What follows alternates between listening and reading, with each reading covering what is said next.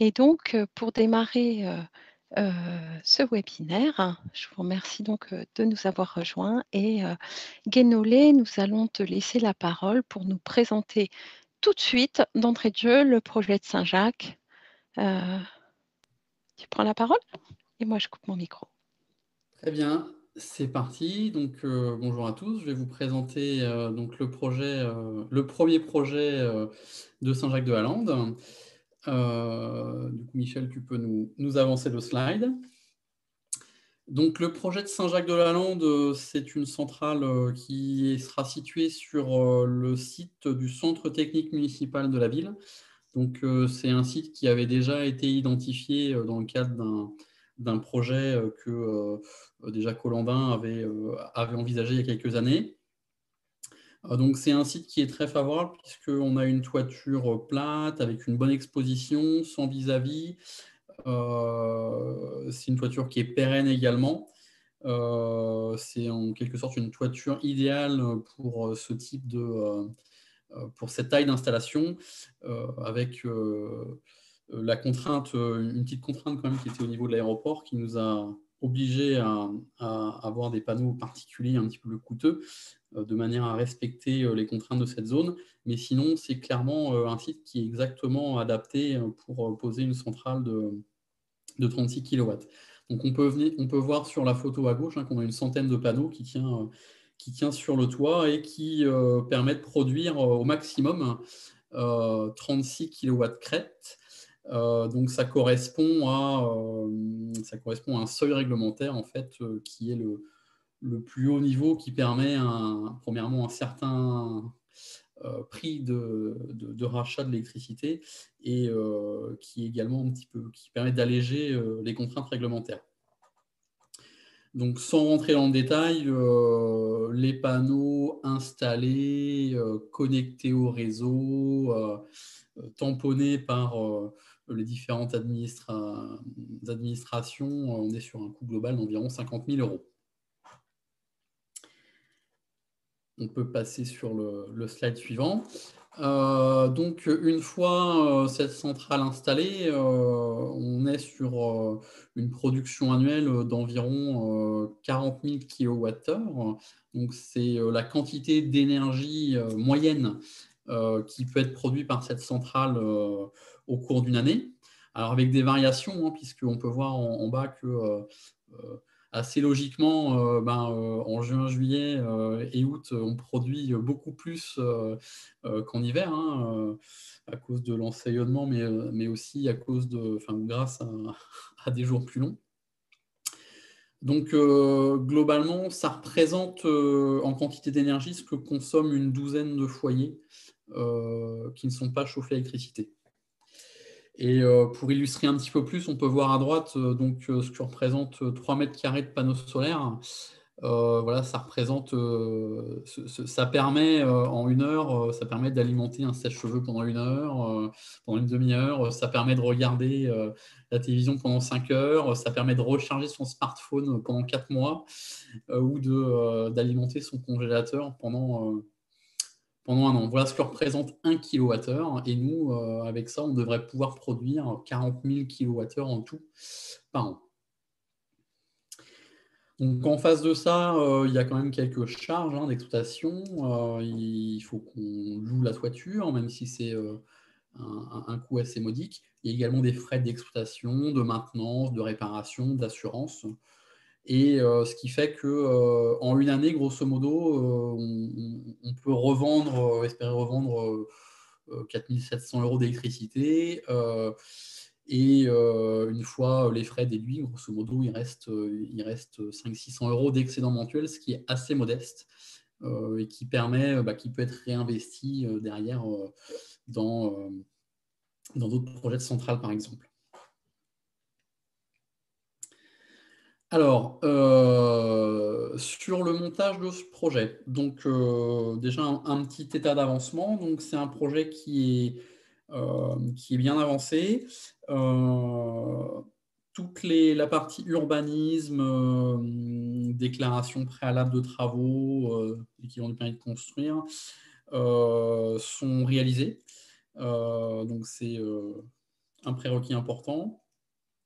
On a également contractualisé donc, avec la mairie de Saint-Jacques une convention d'occupation qui nous permet qui nous garantit qu'on pourra disposer du toit pendant 20 ans, dans les conditions qui ont été données un petit peu avant.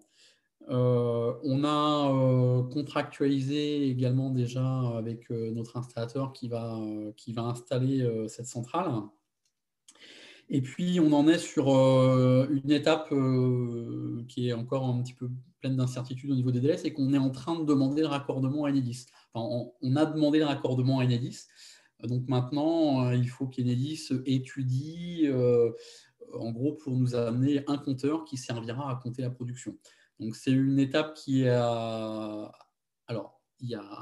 pas incertaine en termes d'aboutissement, et par contre, en termes de délai, ça peut prendre 2 mois, comme ça peut prendre 3 à 6 mois. Donc aujourd'hui, on n'est pas en mesure de savoir précisément quand cette centrale sera installée, puisque ça dépend de ce délai. Ceci dit, on a bon espoir que ce soit fait au cours du premier semestre en tout cas de l'année.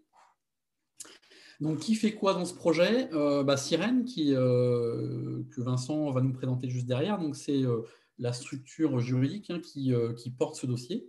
Donc, on est en charge de l'organisation de l'exécution des travaux. On sera propriétaire de la centrale. Donc, on va financer la centrale et l'installation. On va exploiter cette centrale donc, sur une durée de 20 ans. Et puis, on mettra à disposition les données de production. Donc, qu'est-ce qu'on a produit, quand on l'a produit, à destination de qui veut, hein, donc les citoyens, les communes. Voilà, c'est une manière de faire un peu de pédagogie et d'expliquer comment ça marche et qu'est-ce qu'on doit faire. Et donc, on est lié fortement à la mairie de Saint-Jacques qui avait déjà identifié ce projet et qui nous a bien aidé à le développer.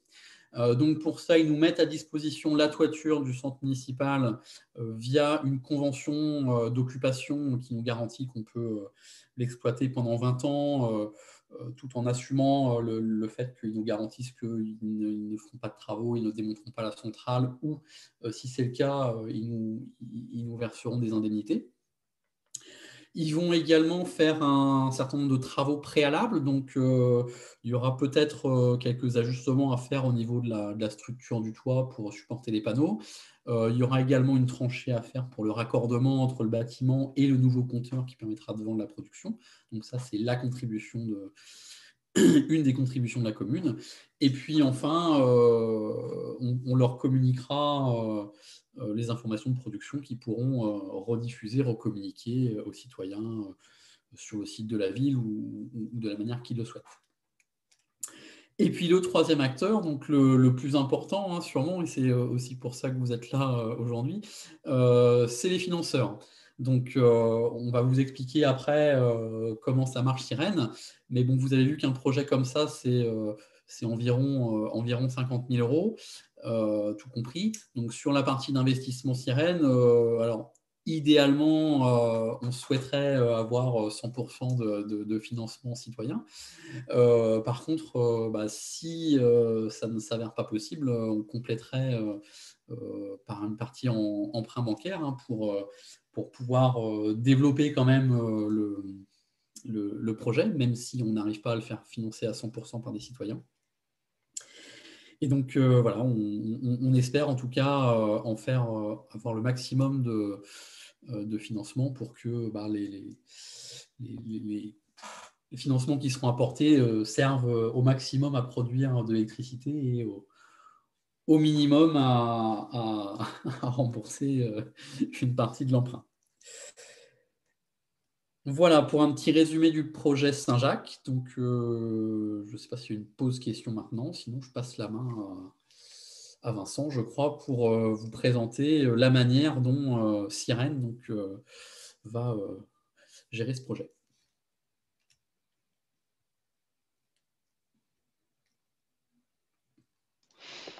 Alors Patrice, as-tu reçu des questions? Il n'y en a pas dans la conversation, mais peut-être en as-tu reçu Non, j'ai en pas de privé? questions.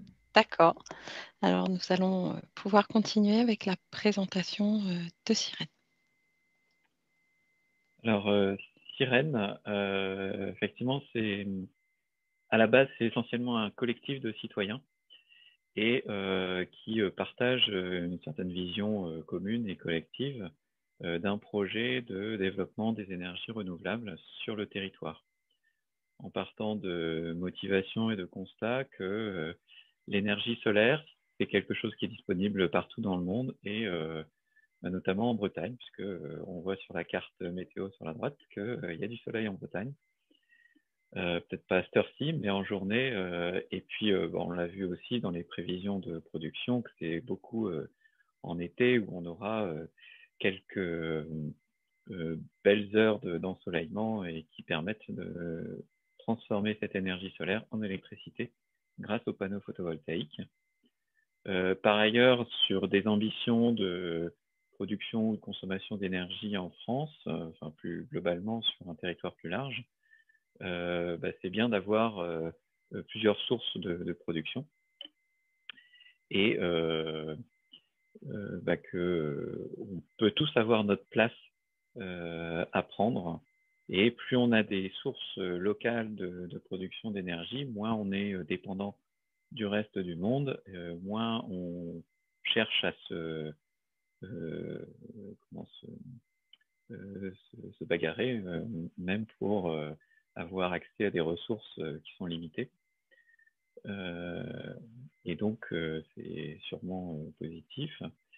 Et également, on partage l'idée que l'énergie, ici, sur notre territoire, c'est un bien qui doit être un bien commun, donc qui est à partager le plus possible, sur lequel on doit chercher à faire échapper les questions de spéculation qu'on pourrait avoir dessus. Et puis, dernier constat, c'est que de la production d'énergie, c'est quand même quelque chose qui réclame de lourds investissements, qui demandent la mobilisation de fonds de financement qui sont conséquents. Et donc, ce qui nous motive encore plus pour fonctionner de façon collective. Et donc, partant de ces constats, on avait envie donc de développer l'installation et l'exploitation de centrales de production d'énergie renouvelable sur le territoire. Et donc, c'est ainsi qu'on a, le 25 avril 2019, créé une coopérative donc qui sera l'outil économique, enfin l'acteur économique qui va pouvoir réaliser les investissements, donc les achats de centrales d'énergie renouvelable et les exploiter pendant de nombreuses années.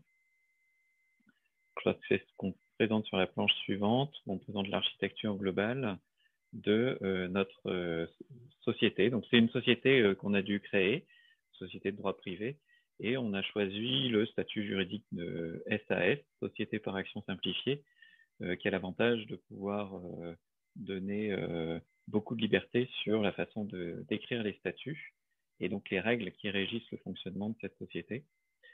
Et donc, on l'a écrit de façon à retranscrire l'ensemble des motivations et de l'éthique qu'on veut imposer à cette société. Et donc, c'est un fonctionnement démocratique qu'on s'est imposé. La société, elle est composée, elle est née de la part de différents actionnaires.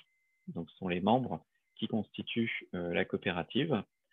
Donc, on devient actionnaire en participant à la coopérative Sirène, mais pas un actionnaire qui va acheter des actions sur un marché au CAC 40 ou autre. C'est vraiment souscrire à des actions à une entreprise locale.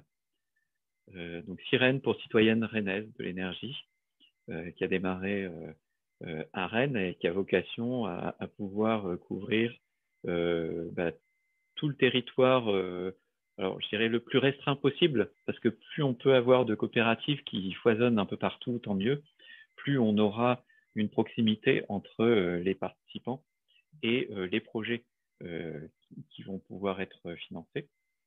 Il n'y en existait pas à notre connaissance sur Rennes, donc on a créé cette coopérative pour Rennes et les alentours. Et on verra comment ça peut continuer à se développer et éventuellement même faire faire d'autres projets, d'autres coopératives. Une coopérative qui s'appuie donc sur 55 citoyens à ce jour et donc qui sont tous regroupés au sein d'un même collège. Et donc on a réparti les différents actionnaires selon des collèges, donc selon des catégories, pour pouvoir assurer une représentativité des différents acteurs. Dans les autres acteurs, on va retrouver un collège pour les salariés, qui n'est pas pourvu pour l'instant, puisque la société fonctionne de façon complètement bénévole.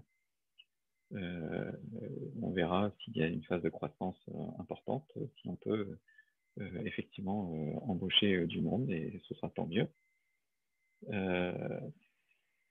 Ensuite, il y a un collège pour les associations de transition énergétique, dont l'association Énergie du Pays de Rennes fait partie, qui est un peu l'impulsion initiale de cette coopérative. Et puis des collectivités, des entreprises, donc tout ce qui sont des personnes morales qui sont regroupées au sein d'un 4e collège. On va y retrouver des actionnaires déjà présents qui sont Énergive, donc une société qui est une émanation du syndicat départemental des énergies, donc un représentant des collectivités qu'il y a sur le département et qui gère tous les aspects énergie pour toutes les collectivités. Et donc cette société Énergive qui cherche à développer de la production d'énergie renouvelable sur l'ensemble du département d'Ille-et-Vilaine et qui soutient un grand nombre d'acteurs, dont Sirène, qui viennent en complément des actions d'Énergive. Une société de capital risque, Bretagne Capital Solidaire, donc qui cherche à mobiliser des fonds propres locaux pour soutenir la création et le développement d'entreprises et d'emplois sur l'ensemble de la Bretagne, avec des vocations fortement marquées en faveur de l'environnement. Et donc, cette société Sirène, elle est constituée pour pouvoir réaliser plusieurs investissements, parce que également, on se rend compte qu'un projet comme une centrale de 36 kW qu'on va faire à Saint-Jacques, ça n'est pas suffisant pour rendre pérenne le projet et une société qui s'appuierait uniquement sur ce projet-là. Il faut effectivement réaliser plusieurs projets pour réussir à trouver un équilibre économique à cette société et chercher à dégager un minimum de rendement. Ce n'est pas un rendement maximum non plus que l'on recherche, mais il faut au moins un équilibre et donc un petit peu plus pour pouvoir être plus serein sur le fonctionnement de l'entreprise. Donc on a actuellement 3 projets en cours, qui sont celui de Saint-Jacques et 2 autres semblables, à Laillé et à Rennes. Et puis un 4e projet également qui a démarré d'un projet de réaliser des boucles d'autoconsommation collective sur les quartiers sud de Rennes, Bréquigny, Francisco Ferrer, pour donner un positionnement géographique. Et donc ça, c'est le projet Éclair pour énergie citoyenne locale en autoconsommation innovante, Rennes Sud. On en reparlera un petit peu plus en détail dans les planches qui suivent. Là, je propose de passer à la planche suivante où on va... Alors, peut-être a-t-on des questions, par contre, avant de passer à la planche suivante. Il y avait une question de Cécile qui demandait combien il y a de citoyens actionnaires du projet de Saint-Jacques, enfin sur le projet de Saint-Jacques. Ah, j'ai pas fait l'exercice précisément de regarder où sont positionnés les différents actionnaires selon les territoires notamment. Initialement, dans la création de la coopérative, il y avait beaucoup des actionnaires fondateurs qui étaient présents pour dire on veut soutenir les projets, peu importe où ils sont implantés. Et donc sans avoir forcément envie de soutenir un projet ou un autre. Après, il y a forcément une mutualisation et un partage du risque et de l'activité économique entre les différents projets. Mais je n'ai pas exactement combien sont à Saint-Jacques. Moins d'une dizaine, ça c'est à peu près sûr. Après, le bassin d'activité de Saint-Jacques n'est pas forcément... Enfin voilà, c'est le territoire de Rennes aussi beaucoup qui fonctionne, mais l'objectif c'est de continuer à pouvoir avoir plus d'actionnaires, enfin d'actionnaires, mais de participants, de gens qui sont prêts à s'engager vraiment au plus proche des projets sur lesquels on peut implanter les centrales. Donc la porte est grande ouverte pour qu'il y ait davantage d'actionnaires jacolandins et jacolandines. Peut-être peux-tu nous préciser, puisque la question était combien d'actionnaires sur le projet de Saint-Jacques, que les actionnaires ne sont pas sur un projet ou un autre, mais que les actionnaires sont actionnaires de la société Sirène?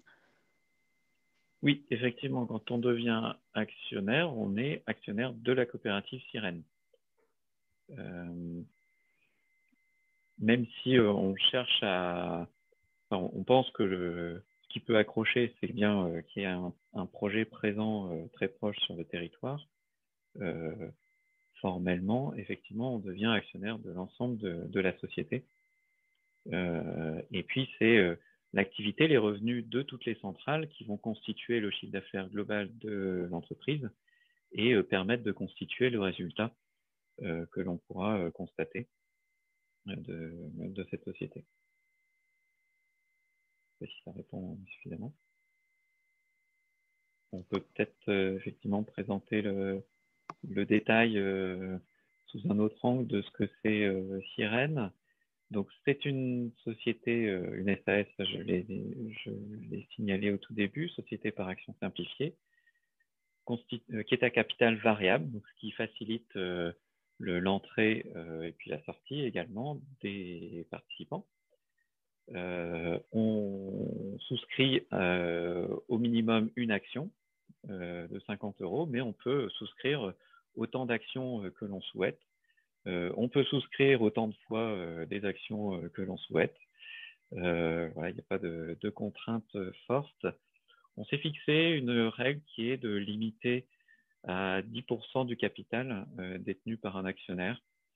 Donc le capital était, alors on l'a noté à 52 450, il a un peu évolué fin décembre. On est à 63, on doit pouvoir clôturer l'année à 63 500 €. Et donc, après avoir démarré à 30 associés fondateurs à 26 500 €, on est à 63 500 actuellement, pour une soixantaine environ d'actionnaires. Voilà. Et alors, surtout, ce qui est très structurant, c'est que le fonctionnement de cette société est basé sur une règle qui est une personne égale une voix. C'est-à-dire qu'on possède une action, 10 actions ou 100 actions.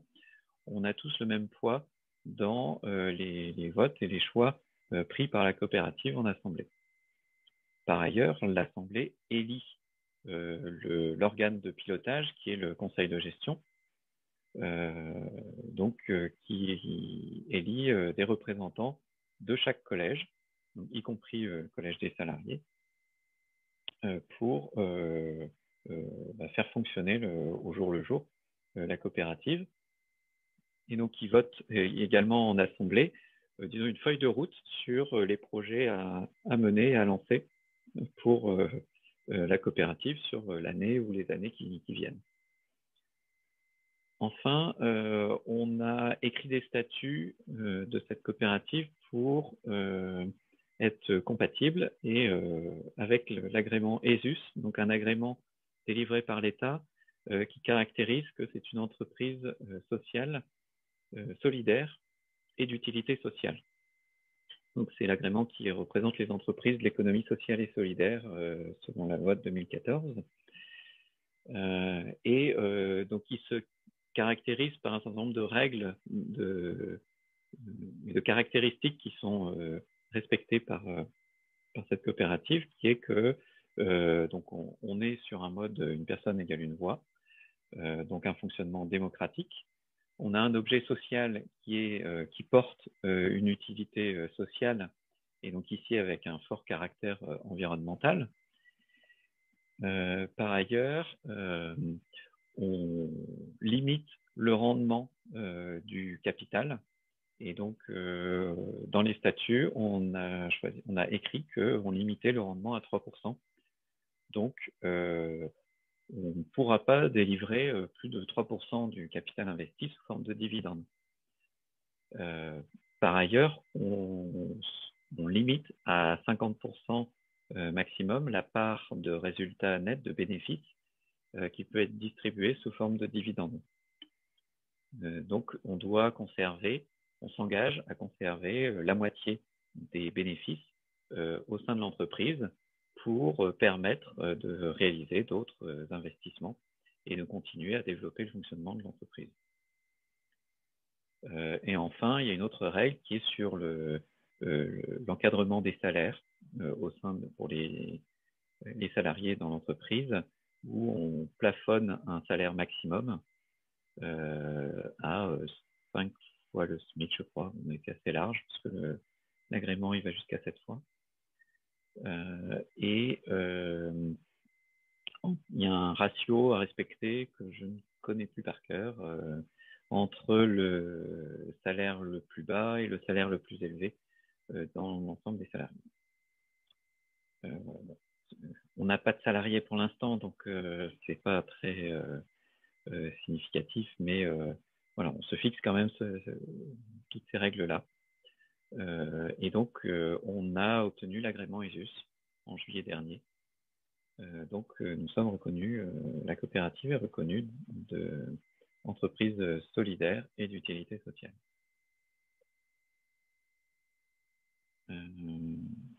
Et donc, pour revenir un petit peu plus en détail, donc on a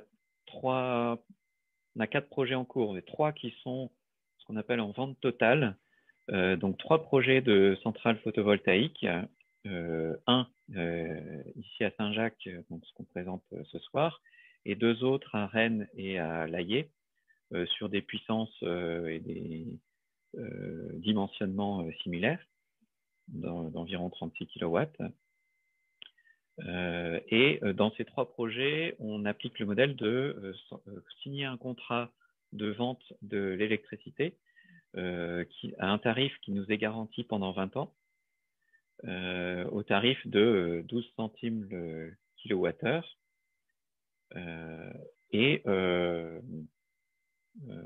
Donc, ce qui a l'avantage de nous permettre de se projeter suffisamment loin et d'assurer un modèle économique pour l'agrégation de ces 3 projets, donc avec une visibilité sur 20 ans. Et donc, comme on est sur des latitudes pour Rennes et les alentours, où 1 kW crête, s'il est bien orienté au sud, produit environ 1100 kWh par an. On a pu, en faisant marcher la calculatrice, on a pu voir que on pouvait équilibrer l'activité par rapport au coût d'exploitation pour qu'on puisse dégager un bénéfice qui serait de l'ordre de 1%, autour de 1%, sans doute un peu plus, mais bon, de façon plus modeste et par précaution, on va dire qu'on est autour de 1%. Donc, ce qui nous mènerait à projeter sur des bénéfices, donc un rendement qui serait de l'ordre de 1% du capital que l'on peut choisir d'investir dans ces projets. Voilà, donc comparable à un livret A finalement, parce que ces rendements, par contre, eux, ils sont, contrairement à un livret A, ils sont fiscalisables. Et donc,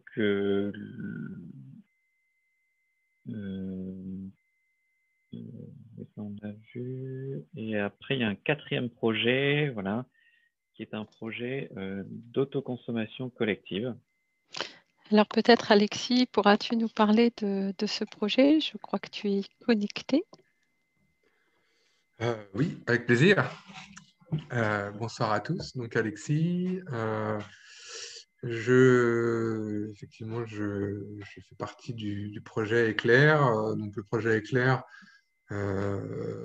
en quelques mots, donc c'est un projet qui a pour vocation donc, d'installer des centrales photovoltaïques sur Rennes Sud. Mais là, la particularité par rapport aux autres projets qui vous ont été présentés, c'est qu'on ne va pas faire de la vente totale, mais on va faire ce qu'on appelle de l'autoconsommation collective, c'est-à-dire que on va avoir des contrats de fourniture d'électricité avec des consommateurs locaux qui sont présents sur les boucles à proximité des centrales de production, donc les boucles que vous avez à droite sur le slide.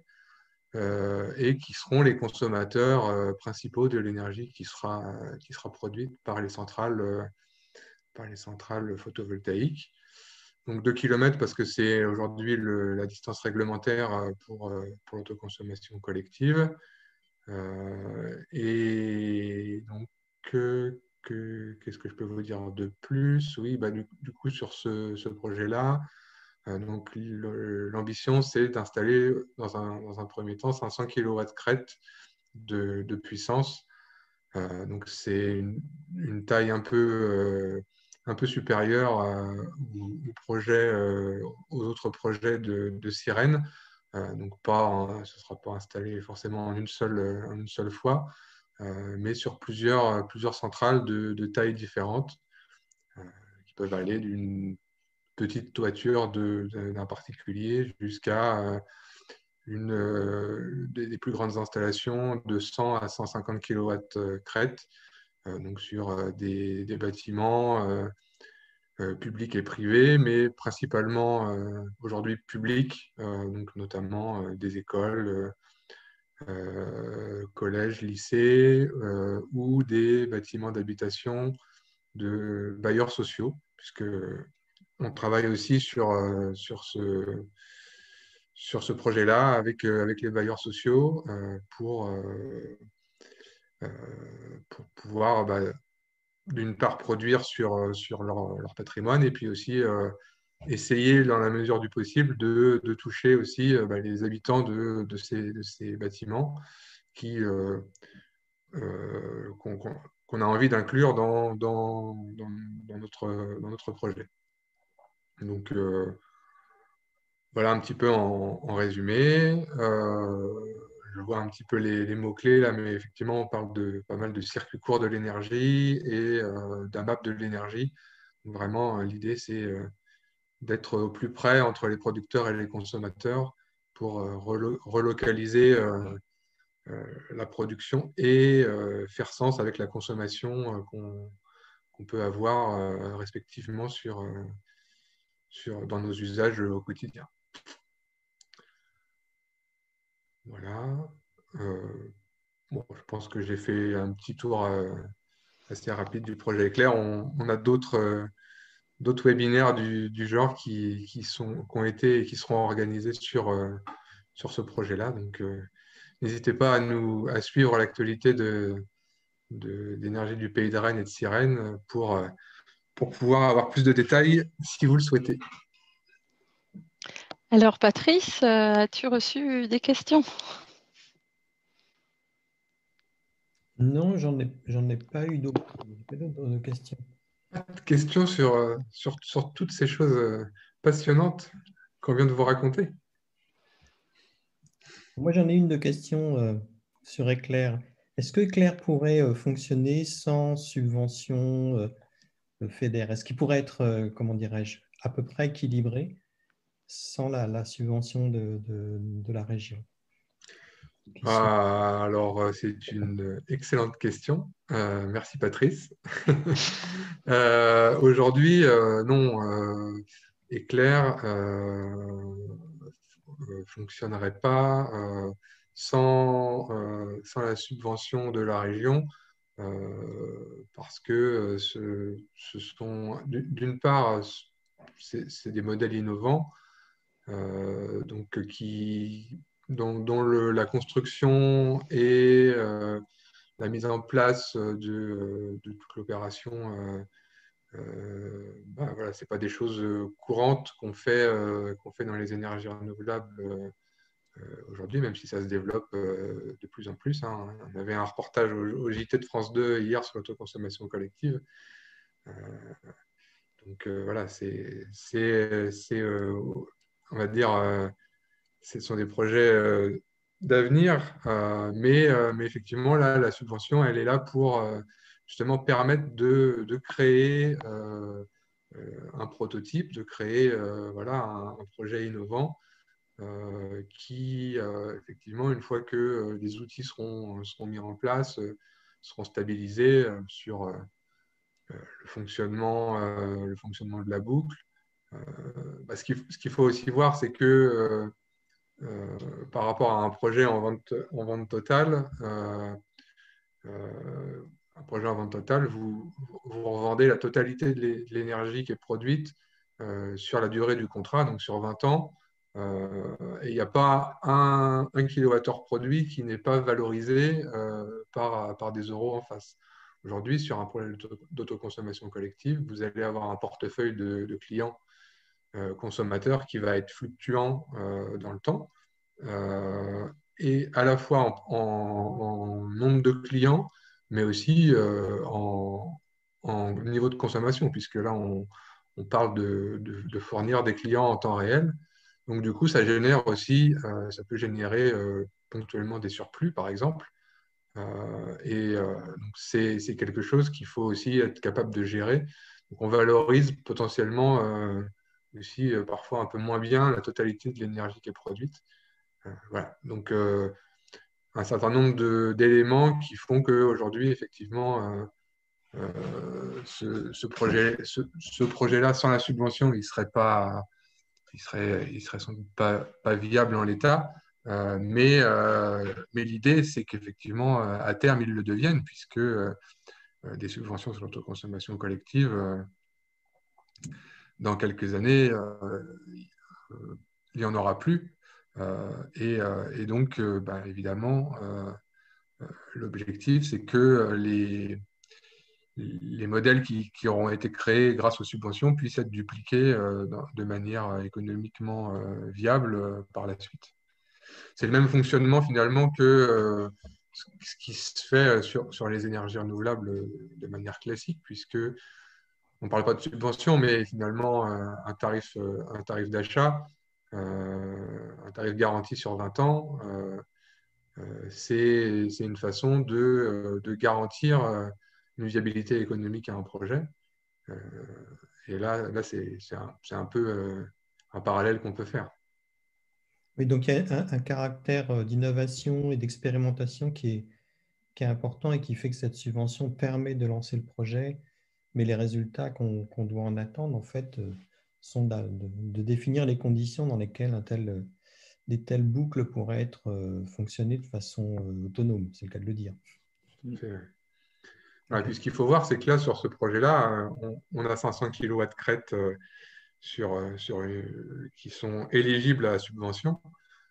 Mais on peut continuer d'augmenter la puissance dans un second temps. Et là, ces kilowatts crête qui seraient installés en supplément seront plus éligibles à la subvention. Donc là, si on voulait pouvoir continuer de développer des projets dans ces boucles-là, il faudra que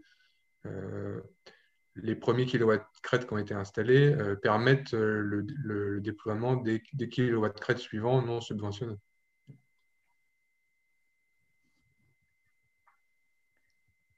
Gaëlla, si tu veux, on peut recycler aussi des questions d'hier. Parce qu'il y avait des questions qui étaient très intéressantes, qui ont été posées, notamment alors là, sur le projet de Saint-Jacques tel qu'il est, sur l'amortissement, sur qu'est-ce qui se passe à la fin des 20 années du contrat.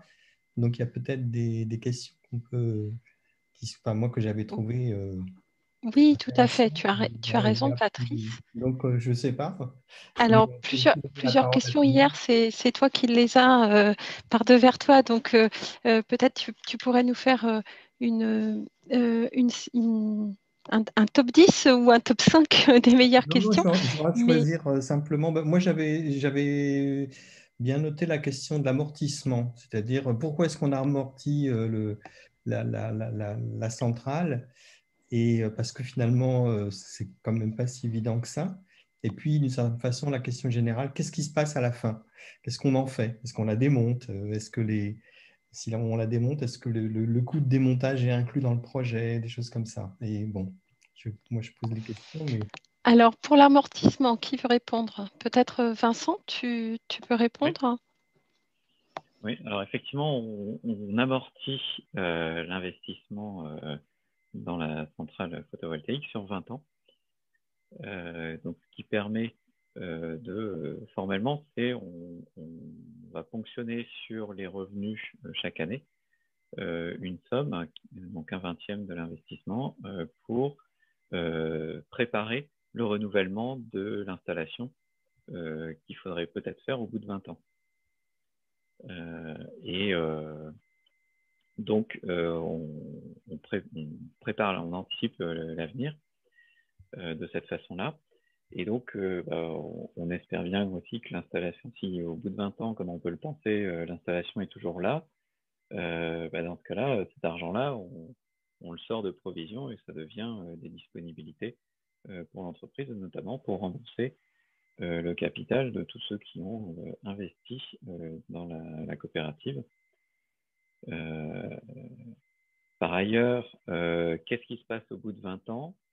Eh bien, dans le contrat d'occupation temporaire qui a été signé entre la coopérative et le propriétaire du bâtiment, donc la ville de Saint-Jacques, il y a 3 possibilités. Soit on renouvelle, on repart pour un nombre d'années que l'on convient, où on recommence l'allocation du toit et on continue, pour Sirène, on continue à exploiter la centrale en l'état dans lequel elle est. Soit on démantèle l'installation, Sirène repart avec les panneaux sous le bras et remet en état la toiture, qui représentera un coût de démantèlement qui sera relativement modeste, puisqu'on vient en surimposition de la toiture existante. Donc c'est juste des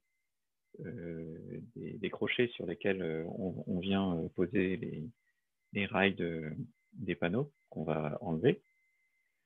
Et puis, charge à Sirène de trouver d'autres lieux où on pourrait réinstaller ces panneaux-là, parce qu'ils vont continuer à fonctionner. Hein.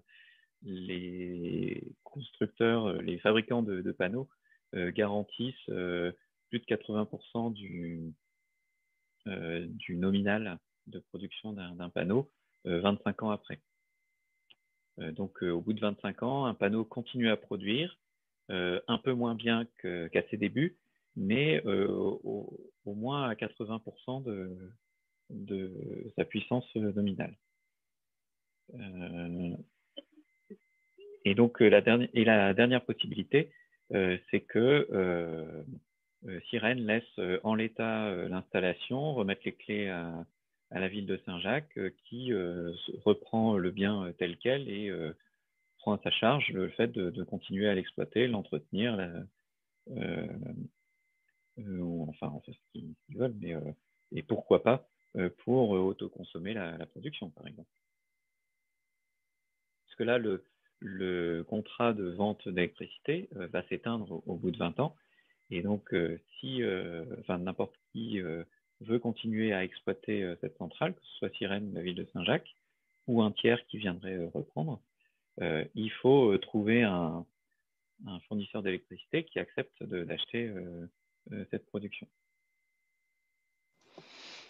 Alors, ça rejoint aussi un point que Guénolé a donné en début de présentation sur le projet de l'AIE. Guénolé, tu nous as expliqué qu'on pourrait financer ce projet sur fonds propres entièrement par les citoyens, ce qui permet une relocalisation complète de l'économie, ce qui est important dans la transition, de pouvoir utiliser l'argent des citoyens en local et donc faire bénéficier le tissu économique local de l'économie des citoyens.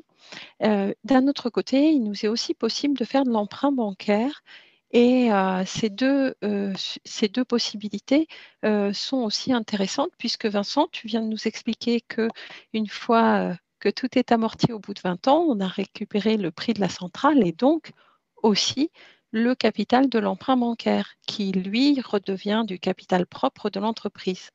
Ce qui permet pour l'entreprise Sirène de démultiplier les projets plus facilement puisque à un instant T, le capital des citoyens peut être utilisé sur plusieurs projets. Tu nous en as présenté, Vincent, 4, dont le projet Éclair qui propose plusieurs centrales à déployer. Donc, il faut investir sur tous ces projets. Et puis, deuxième chose, c'est que lorsqu'on rembourse l'emprunt, eh bien, c'est de l'argent propre de l'entreprise et pas de l'argent d'actionnaire. Oui, c'est-à-dire que c'est de l'argent qui repart à la banque. Alors, quand on rembourse, ça repart à la banque, mais comme on amortit ce qu'on a remboursé, l'amortissement du capital remboursé et du capital propre de l'entreprise. Alors, je crois qu'il y a confusion. Il y a l'amortissement quand on parle de tableau d'amortissement de l'emprunt bancaire et l'amortissement comptable de l'investissement de l'achat qu'on a réalisé, non? C'est ça. Donc, pour être concret, pour 40 000 euros d'une centrale, si 20 000 sont sur le capital propre de l'entreprise et 20 000 empruntés, au bout de 20 ans, 20 000 du capital propre de l'entreprise, capital des actionnaires, et puis 20 000 qui sont du capital de l'entreprise pour de nouveaux projets qui ne sont pas du capital de l'actionnaire. Donc, c'est des financements de l'entreprise, donc de la valorisation du capital de l'entreprise. Ah oui, d'accord.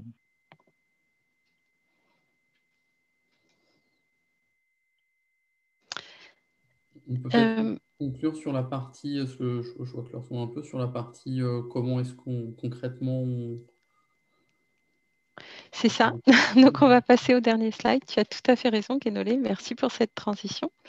Une petite question sur la durée de vie des panneaux photovoltaïques, mais on pourra laisser ça, on garde ça pour la fin, pour les discussions après.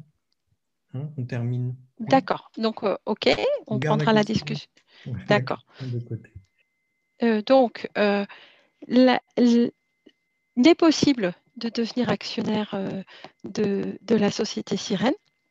Comme Vincent vous l'a présenté, pour cela, on peut souscrire à une ou plusieurs actions, l'action étant à 50 €. Et donc, pour le faire, il y a un bulletin de souscription et pour l'obtenir, il suffit d'envoyer un mail à la boîte contact énergie du Pays de Rennes. Et donc, on a voulu concrétiser un peu cette souscription en expliquant qu'est-ce qu'il est possible de faire, à quoi ça correspond plus exactement, à quoi correspond une souscription qui correspond au prix d'un panneau. Donc, Michel, tu nous as fait un petit calcul. Si un sociétaire souhaite investir l'équivalent du coût d'un panneau solaire, donc ça fait 500 €, soit 10 actions. Et donc, quelle est ta petite explication de ton calcul de l'exemple du parrainage d'un panneau solaire? Peux-tu nous l'expliquer, Michel? C'est deux choses. Donc, le parrainage est une chose et le petit calcul après, c'est pour aller plus loin dans l'explication. Effectivement, donc on propose le parrainage d'un panneau. Hein, quelqu'un qui achèterait 10 actions, dont 500 €, ça serait le parrainage d'un panneau qu'on s'arrangera pour écrire, alors pas sur la face supérieure du panneau, mais pour y laisser une trace en mettant effectivement que c'est un panneau qui a été parrainé par telle personne. Voilà, c'est symboliquement une identification de parrainage. Le petit calcul qui est après, c'est aussi pour contrer un petit peu ce qu'on entend sur oui, de toute façon, produire de l'électricité photovoltaïque ou éolien, c'est plus cher que les énergies conventionnelles aujourd'hui.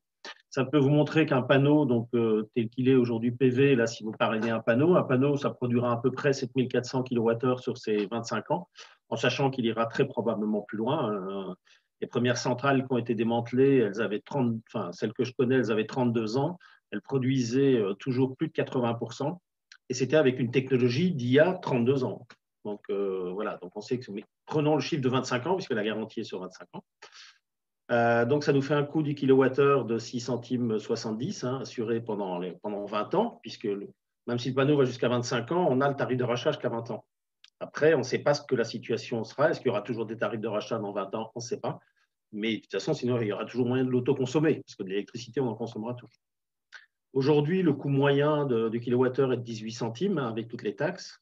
Donc, en fait, la fourniture, c'est 38% du prix final, représente 6,84 centimes. Donc, on voit déjà que le coût du kilowattheure produit par ce panneau-là, il est déjà sensiblement le même, légèrement inférieur au coût du kilowattheure que l'on paye aujourd'hui. Et en comptant que dans ce qu'on a aujourd'hui, dans le coût du kilowattheure que l'on achète aux fournisseurs, si on y considère une augmentation de 4% par an, on voit bien qu'il y a une augmentation dans les années qui viennent, de 2021 à 2040, qui est très très loin d'être négligeable. Ce qui est le cas, parce que dans une semaine ou deux, on va se prendre 1,5%, je crois. Et les derniers chiffres montrent qu'en 10 ans, on a pris 50% d'augmentation sur le prix du kilowattheure. Donc ça va certainement continuer pendant les années qui viennent. Donc voilà, donc investir dans un panneau aujourd'hui, certainement un très très bon placement, et pas que financier, mais surtout un placement écologique, énergétique et dans une société coopérative sociale. Voilà. Merci beaucoup, Michel. Donc, vous avez pu voir dans la conversation de groupe que Guénolé vous a donné l'adresse contact pour que vous n'ayez qu'à la recopier avec un copier-coller. Et par ailleurs, je vous ai mis le lien vers le formulaire Framaform, qui était aussi le même lien pour s'inscrire au webinaire si vous souhaitiez déjà nous signaler votre présence. Donc, si vous ne l'avez pas fait déjà, vous pouvez aussi nous laisser vos coordonnées, afin qu'on puisse vous contacter et revenir vers vous si vous le souhaitez. Voilà, ça c'était pour aller plus loin avec Énergie du Pays de Rennes. Comme on vous l'a dit, il y aura aussi d'autres webinaires, en particulier sur le projet Éclair, mais d'autres aussi sur les projets Laillé Saint-Jacques, pour pouvoir en parler plus longuement. On est dans une situation qui fait que c'est compliqué d'aller au-devant de chacun en présentiel. On va quand même essayer de le faire, mais ça ne pourra pas être dans des réunions publiques pour le moment. Voilà. L'autre chose que je voulais vous dire et qui est très importante, c'est que même si le projet de Saint-Jacques va démarrer très prochainement avec le déploiement de la centrale, il est toujours possible d'investir puisque la société Sirène est ouverte en capital variable et donc à tout moment, on peut investir. On peut choisir de signaler qu'on investit pour le projet de Saint-Jacques, mais vous l'aurez compris, dans tous les cas, on investit en prenant des parts de la société. Et donc, c'est pour ça qu'on vous propose un parrainage où on va voir quelle forme exactement ça pourrait prendre, mais ça peut permettre à chacun de s'inscrire plus localement sur un projet et on trouvait ça sympathique et agréable. Voilà. Je ne sais pas si quelqu'un a une question, quelque chose à ajouter parmi les personnes qui sont présentes. Il y avait la question de Cécile là, concernant la durée de vie des panneaux, mais je pense que la réponse a été donnée déjà par Michel. Par Michel, voilà, qui nous a expliqué les 38 ans. La durée de vie, voilà, elle est assez longue, plus de 32 ans en tout cas, sur de la technologie ancienne, on sait que les panneaux tiennent toujours. Ce qui est à durée de vie plus limitée, ce sont les onduleurs, c'est la partie la plus fragile d'une centrale solaire, puisque eux sont garantis en général en moyenne 10 ans. D'ailleurs, dans le modèle économique, on tient compte d'un remplacement éventuel des onduleurs s'ils lâchent. Mais voilà, mais les panneaux en eux-mêmes sont garantis 25 ans, mais dureront certainement plus. Après, il y a toute la question du recyclage des panneaux, puisque en fait, quand on achète un panneau solaire photovoltaïque aujourd'hui, on préfinance déjà son recyclage. C'est un peu comme dans l'électroménager, hein. Vous avez les quelques dizaines de centimes que vous payez en plus pour le recyclage futur de votre appareil. Ben, les panneaux photovoltaïques, c'est comme ça depuis le début. Et il y a une association européenne qui a été mise en place qui s'appelle PV Cycle. Et donc, cette association, elle est financée par ces quelques centimes qu'on achète, qu'on préfinance sur chacun des panneaux. Et elle est en charge quand on fera le démantèlement de la centrale. Donc, on doit, nous, faire le démantèlement, mais par contre, eux doivent venir chercher les panneaux et s'occuper du recyclage. Et donc, les plus proches aujourd'hui, je crois que c'est, je ne sais plus de quel côté ils sont, de Tours ou enfin la boîte, parce qu'il n'y a pas encore beaucoup de recyclage de panneaux. Donc, voilà, mais ça fonctionne déjà. L'association PV Cycle fonctionne déjà. Et aujourd'hui, on arrive à des taux de recyclage 86-89% des matériaux. Et plus ça va monter en charge, plus on recyclera, parce que de toute façon, il y a sur certaines ressources, il va y avoir de plus en plus de tensions, donc on aura tout intérêt à récupérer le maximum pour réinjecter ça dans d'autres constructions ou la construction de nouveaux panneaux. Alors, merci Michel pour cette belle transition parce que pour terminer ce webinaire, je voulais vous parler aussi des activités de l'association pour promouvoir aussi la transition énergétique via les économies d'énergie. Une centrale comme celle de Saint-Jacques, donc c'est 36 kilowatts, les calculs ont été faits par des étudiants du diplôme Acter à la demande d'énergie du Pays de Rennes dans le cadre d'un projet accompagné. Et ils ont démontré que cela permet de couvrir les besoins énergétiques électriques d'une famille de 4 personnes sur le Pays de Rennes. C'est l'équivalent de la consommation annuelle de 4 familles au format ADEME. Donc, je ne sais plus exactement, mais je pense que c'est 2 adultes, 2 enfants, le schéma familial et avec une consommation socle établie par l'ADEME. Lorsque sur ce modèle, ils ont appliqué un certain nombre d'économies d'énergie, on pouvait arriver jusqu'à 12 familles pour une centrale. Donc, on voit toute l'importance de faire aussi des économies d'énergie. Et donc, nous travaillons beaucoup à comment consommer son énergie différemment, comment penser son énergie différemment. Et vous trouverez quelques actions de l'association dans l'onglet passeur d'énergie de notre site Internet, où on essaye de réfléchir à notre consommation d'énergie et où on vous partage des projets que l'on mène au travers de nos différentes rencontres avec des écoles, des étudiants, d'autres associations entre nous. Voilà, pour l'instant, pas encore trop de partage, mais un partage très intéressant, justement, d'autres étudiants du diplôme Acter qui ont fait une étude sur comment recycler ces panneaux solaires. Vous pourrez aller voir, c'est une étude très approfondie avec beaucoup de références et très intéressante. Je pourrais ajouter une petite chose aussi, par rapport au succès que pourrait avoir la connaissance de ce projet-là et l'arrivée de beaucoup de nouveaux sociétaires et de nouvelles souscriptions. Ça permettra de mobiliser plus de fonds et donc d'aller sur d'autres projets. Et donc, on continue à chercher d'autres toitures partout, y compris à Saint-Jacques. Donc, si vous connaissez d'autres toitures, et pas forcément que des toitures publiques, hein, ça peut être aussi des privés qui sont prêts à mettre à disposition leur toiture, Cyrène pourra venir aussi et continuer la mobilisation de plus en plus de monde pour continuer le développement de la production d'énergie renouvelable sur nos territoires.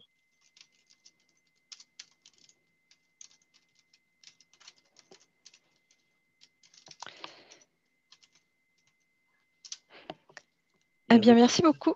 Peut-être, oui, vas-y Michel. Dans le chat, là, je vois qu'il y a une personne qui participe, donc Amandine, qui participe au... Oui. Il me rajoutait que, évidemment, aussi, et ça a souligné, que l'intérêt d'être dans une société multiprojet citoyenne comme celle-ci, c'est aussi qu'on c'est la péréquation en fait des risques, hein, c'est la mutualisation des risques qu'il pourrait y avoir. Donc pour les actionnaires, c'est une, je veux dire, il y a très très peu de risques, puisqu'effectivement, comme dans tout investissement, il peut y avoir un risque, mais le fait d'être tous ensemble et en société multiprojet, ça diminue quand même énormément ce risque par rapport à l'investissement qu'on peut faire dans ce type de société.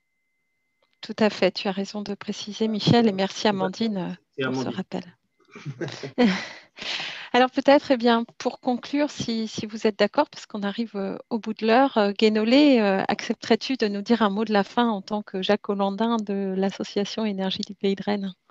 Oui, avec plaisir. Donc, déjà, merci aux gens qui sont connectés à ce premier webinaire, hein. C'est la première fois qu'on revient en fait officiellement vers les habitants des différentes communes. Il y a eu plusieurs faux départs dans l'année. Je vous explique pas pourquoi. Je pense que tout le monde a compris. Donc voilà, donc c'est une première présentation. Après, si vous êtes vraiment intéressé, au-delà de soutenir en prenant les actions, n'hésitez pas vraiment à en parler autour de vous. Je pense qu'il y aura, dès que la situation le permettra, d'autres communications, si possible sur site, peut-être auprès des AMAP locales ou autres. Donc voilà, en tout cas, n'hésitez pas à en parler autour de vous largement si le sujet vous intéresse. Et puis, ça peut peut-être être intéressant de faire comme ce qu'on avait imaginé éventuellement pour l'Aillé, c'est de faire pour les Jacques-Hollandins en cours de montage de la centrale, d'appeler les Jacques-Hollandins à venir visiter pour qu'ils aient une explication sur place et à ce moment-là, éventuellement, les motiver pour les faire rentrer dans la société, puisque les Jacques-Hollandins pourront rentrer dans la société en cours de montage et même après, voilà, pour rejoindre la société et le mouvement qui a créé, entre autres, cette centrale. On va étudier ça. Oui, c'est à voir, mais voilà, c'est peut-être une des façons de. Parce que je suppose que la commune va quand même communiquer sur ce beau projet après, quoi. Eh bien, merci beaucoup à tous et puis à bientôt pour continuer cette belle aventure.